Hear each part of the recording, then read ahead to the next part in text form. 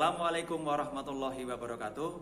Alhamdulillah, siswa-siswi kelas 9 MTS Negeri 1 Cilacap yang sangat saya sayangi dan saya banggakan, kita bisa memulai pembelajaran daring pada semester ganjil di mata pelajaran Akidah Akhlak. Nah, pada materi yang pertama di semester ganjil ini akan kita awali dengan iman kepada hari kiamat. Hari kiamat adalah hari di mana alam semesta ini mengalami kehancuran dan manusia akan mempertanggungjawabkan seluruh amal perbuatannya kepada Allah Subhanahu wa taala. Nah, untuk pertemuan yang pertama, kalian akan menyimak yaitu tentang pengertian iman kepada hari kiamat, kemudian bukti kebenaran hari kiamat ditinjau dari segi dalil nakli dan dalil akli dan macam-macam hari kiamat. Selamat menyaksikan.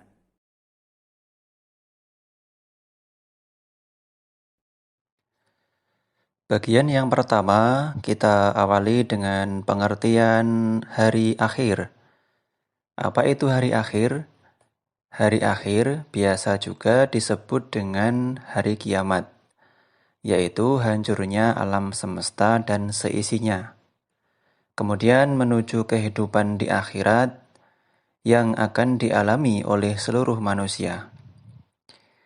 Nah, iman kepada hari kiamat merupakan rukun iman yang kelima yang harus diyakini oleh setiap muslim.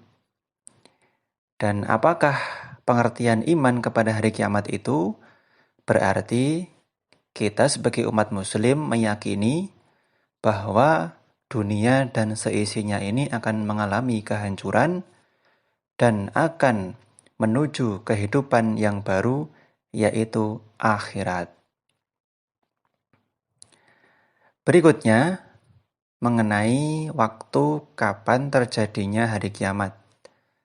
Rasulullah SAW tidak menyebutkan waktu spesifik kapankah hari kiamat akan tiba, karena memang beliau tidak mengetahui termasuk kita.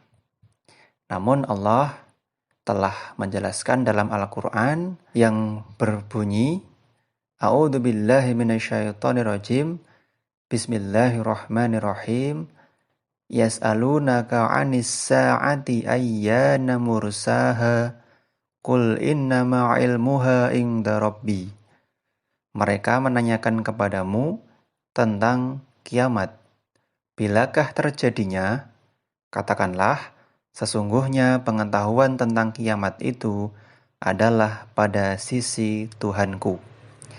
Jadi jelas bukan bahwa kiamat adalah suatu misteri yang mana waktunya dirahasiakan. Hanya Allah yang mengetahui, bahkan Rasulullah pun tidak mengetahuinya. Untuk itu, hal yang terpenting bukan kita menanyakan kapan terjadinya, namun bekal apa yang telah kita siapkan. Selanjutnya, dalam menanggapi adanya hari kiamat, manusia tergolong menjadi 3. Yang pertama adalah golongan yang tidak mempercayai adanya hari kiamat, yaitu meyakini bahwa setelah mati tidak akan ada kehidupan kembali. Golongan ini disebut dengan ateis atau tidak percaya Tuhan. Golongan yang kedua adalah golongan yang mempercayai reinkarnasi, yaitu kembalinya manusia setelah mati sesuai dengan amal perbuatannya. Namun, golongan ini dipeluk oleh golongan ardi atau agama buatan manusia. Kemudian, yang ketiga adalah golongan yang mempercayai adanya hari akhir, bahwa ada hari kebangkitan dan pembalasan bagi umat setelah mati. Golongan ini dianut oleh pemeluk agama Islam atau orang-orang yang beriman.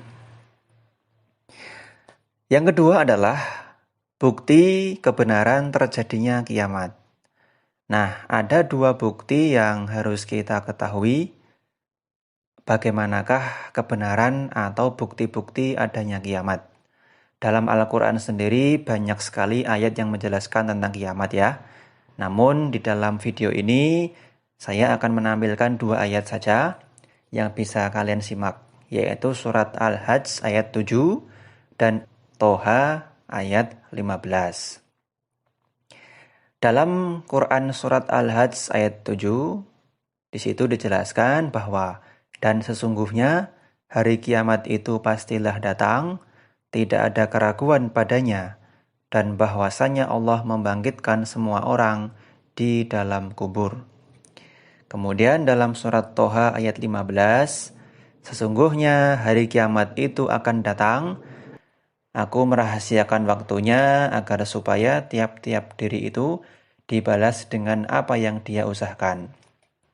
Jadi cukup jelas ya, bahwa dua ayat ini sudah menjadi penguat bagi kita untuk semakin meyakini bahwa Allah benar-benar akan menghadirkan kiamat di alam semesta ini. Berikutnya, secara ilmu pengetahuan. Nah, di sini saya akan menayangkan dua fakta saja. Yang pertama tentang matahari.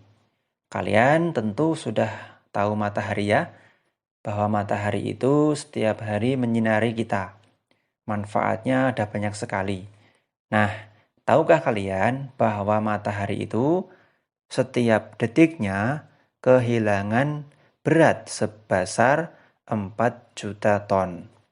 Tentunya, jika lama-kelamaan matahari ini akan semakin mengecil, kehabisan energi, dan akan padam.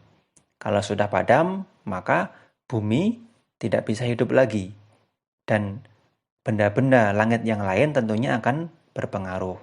Disitulah akan terjadi kiamat. Kemudian yang kedua, fakta tentang alam semesta. Bahwa alam semesta ini berbentuk seperti gelembung yang suatu saat akan berhenti dan meletus. Maka alam raya akan hancur. Yang terakhir adalah macam-macam hari akhir. Di sini ada dua macam-macam hari akhir, yaitu kiamat sugro atau kiamat kecil, dan kiamat kubro atau kiamat besar. Kiamat sugro atau kecil artinya kiamat yang tidak menjadi akhir dari alam semesta, namun hanya mengakhiri kehidupan setiap makhluk yang bernyawa.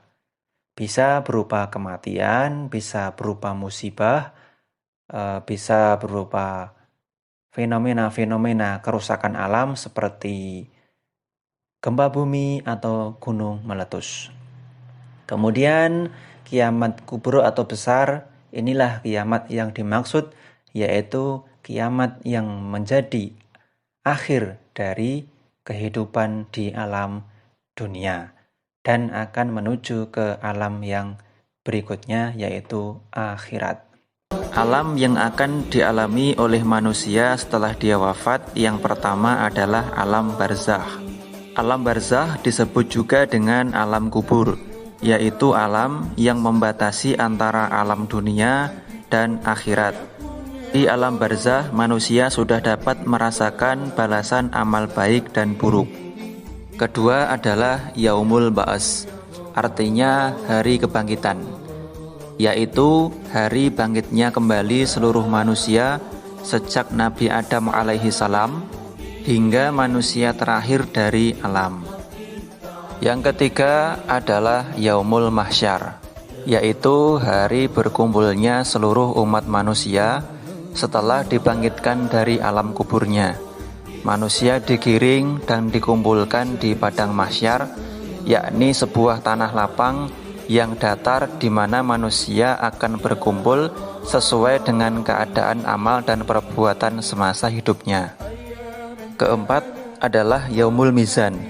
Yaumul Mizan artinya hari penimbangan amal, baik amal baik dan amal buruk, yang dilakukan manusia selama hidupnya. Kelima, Yaumul Hisab. Yaumul Hisab artinya hari perhitungan amal baik dan buruk dilakukan manusia selama hidupnya. Pada saat ini seluruh manusia tidak dapat memungkiri tentang apa yang telah tertulis dalam catatan amal yang ada. Yang keenam adalah Sirat. Sirat adalah titian penentu dari setiap manusia setelah diperhitungkan dan ditimbang perbuatan baik buruknya.